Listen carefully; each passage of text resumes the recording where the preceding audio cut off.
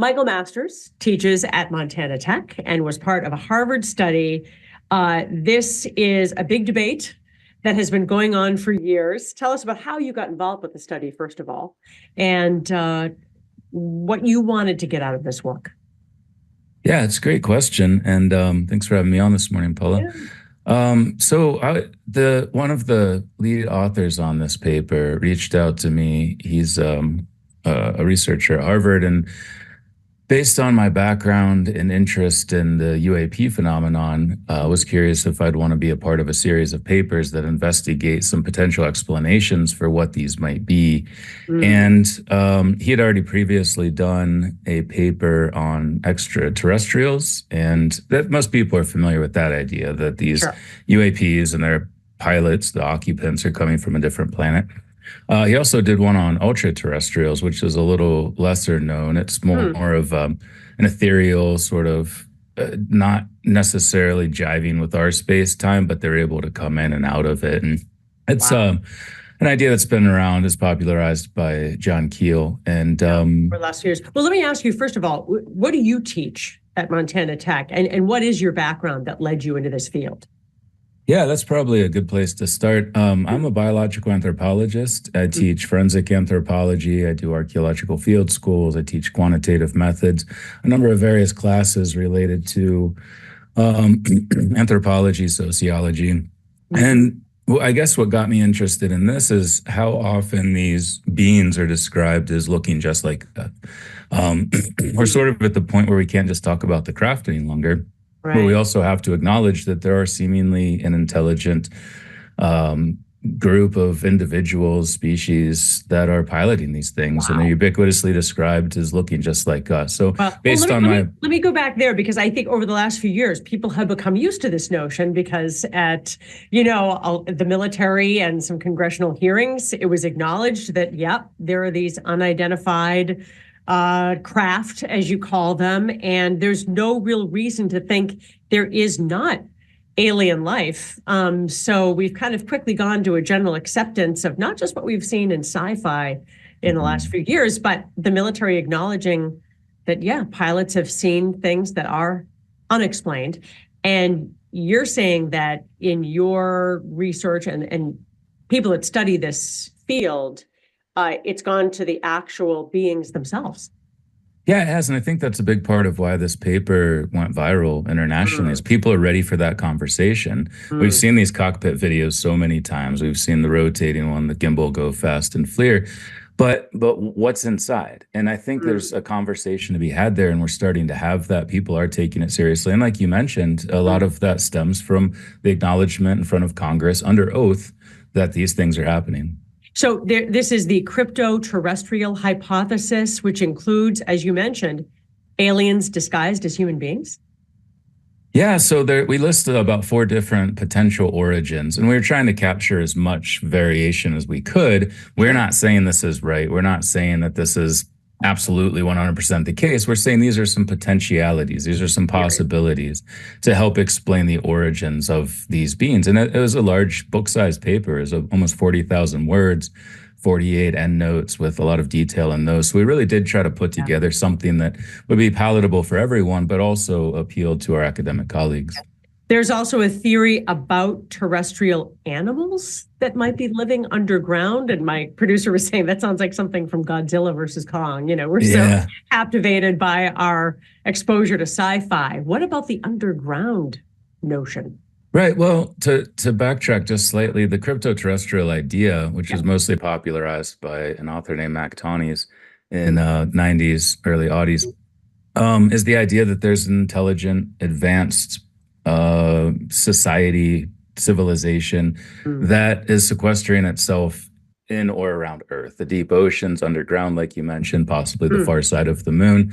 And yeah, it would be possible with advanced technology. We don't necessarily think they developed these craft underground. They may have come here from the human future, if they're extraterrestrials, I call them, or a different planet, and gone underground in hiding until we're ready for contact, because we must seem extremely primitive to them based on what we see flying around in the skies and these interactions we have with them. And so you're saying one of the areas of study is a being that exists in a future that is able to come in and out of our sense of the time-space continuum? Yeah, I mean, personally, I see that as the most likely scenario. We know we're here. We know we've had a long evolutionary history on this planet. And I've written 3 books about this idea over the last 5 years, that we may go on to look like them. Based on our evolutionary characteristics over the last 6 to 8 million years, we are arguably going to have bigger heads, smaller faces, more advanced technology. And a lot of these traits are described in association with these beings. So I think it's possible that rather than jumping forward and backward through time constantly, they could come back through time, set up a civilization in or around Earth in the many places that we don't have access to yet or can explore, like the deep oceans, the far side of the moon. Until recently, now we go there. So I see that as one of the more likely scenarios based on the 4 that we proposed. That is interesting that you put forth that when we think of, or we look at academic drawings of cavemen, much smaller beings with much smaller skulls, we have evolved to this. And yet, typically when people have mentioned, or when people describe extraterrestrial beings, they do have a large head and a smaller body. Yeah, and importantly, brain matter. Right. Yeah. Not just that, they're upright walking. Bipedalism, we're the only habitual biped on this planet among all mammals. So it's highly unlikely that we would get these same characteristics, that they would also be bipedal just like us, but evolve on a different planet, different distance from its sun, different gravity, different atmosphere, all of these things. So the more parsimonious explanation may simply be that they're us.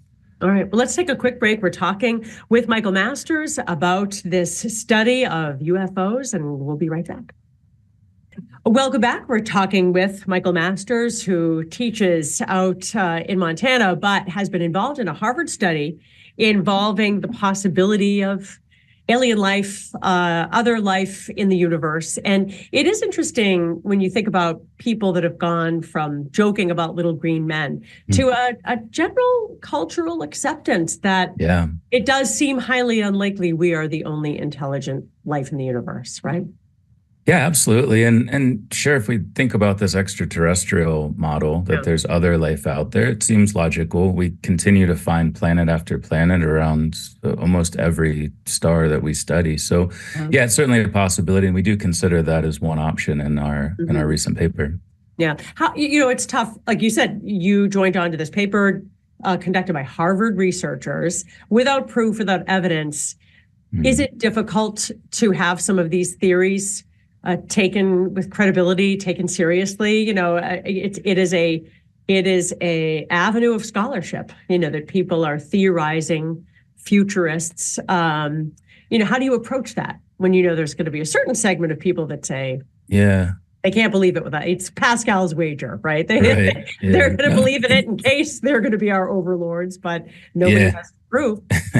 Yeah, that's a great question. And to some extent, yes, but the paper is a theoretical paper. We're not claiming there's evidence for this. We're not providing, data to back this up. We're saying, what are some possible scenarios to help explain this UAP phenomenon, which, like you said, people are more open to now because it's real. It's been demonstrated by the Department of Defense, the Navy. There's been testimony in front of Congress under oath.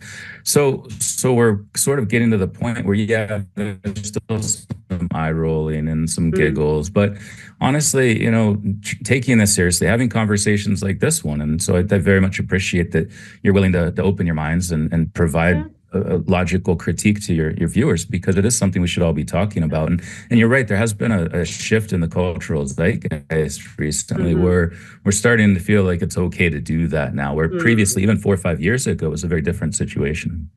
Sure. Interesting. Some people might have seen the series Three Body Problem, which is based on books, and a lot of people might be watching it right now, streaming, and that is sort of an interesting whole series about physics. And that there are futurists that went back. It goes back to the look of the flip cell phone on Star Trek, right? There are always people that can they have the ability to see into the future and theorize about what future office might look like, transportation. What's the first step in taking your experience in anthropology, biology, and coming up with some of these theories about what future beings or future people might encounter? Yeah, that's a great question. And you're right. A lot of science fiction shapes our thought process and understanding, and Mm, Arthur C. Clarke, Philip K. Dick, et cetera. For me, it was mostly trying to tie what seems to be our past, our present to our future. Because the mm, beings that come out of these craft ubiquitously are described as not just human like, humanoid, but sometimes human, just like us. In mm. fact, Dr. Edgar Mitchell, the sixth man to walk on the moon, started a foundation to study these after a transformational experience he had returning to Earth Oh, from wow. space.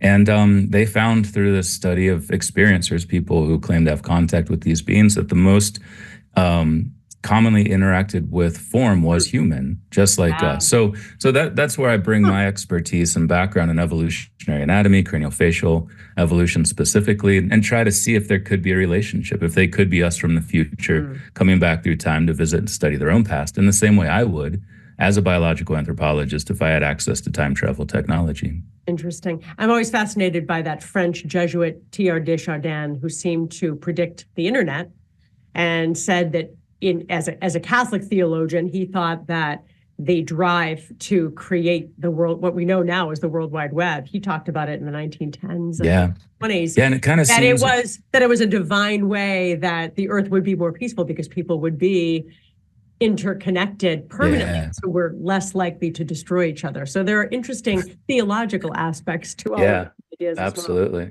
And whether it had that effect or the opposite effect is Oh, yet to right. be seen. I know. We're But yeah, hoping he was yes, we're right. hoping for the former and not the You know, latter. But when people read about UAPs and they're thinking about this, what should we do as the United States of America? We are the world's superpower. We are working on all kinds of AI technology. What do you think? The Department of Defense, the military infrastructure, what should we be focusing on in terms of contact? right. Well, I think there's clearly something special about these machines. They can do thousands of miles per hour, upwards of 10,000 G maneuvers, which Mm, seemingly are happening instantaneously. And sorry, right. instantaneously in our frame of reference, but may be slowed down. They may be manipulating space time in order to do Sure. these things. And there's some indication that that is the case based on a number of studies that I've looked at and written about in my second book. Hmm. But beyond that, I think just to be open to it, instead of saying, well, these things are impossible, so we shouldn't look into it Mm, at all. They're unidentified, so we can't know mhm. what they are.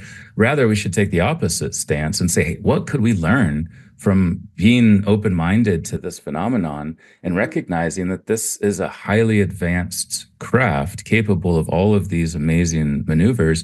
What could we do to benefit from that? What kind of energy source is associated with this that may help us get past some global warming issues and Mhm. really just bring that interconnectivity in different ways? If we have something to unite around, the internet definitely makes us more interconnected. But what if we all just open our minds to the fact that there's this thing much bigger than us Yeah, right now? And what can we learn from it? So I think just kind of stepping back and being open minded to all of this and taking it seriously, but still with a critical eye. sure, sure. Knowing the possibilities are kind of limitless here. Yeah, Michael Masters, thanks absolutely. so much for joining me to talk about the studies. Really fascinating stuff. I appreciate it. Thank you, Paula. It's great talking to you. Appreciate it. Thank you.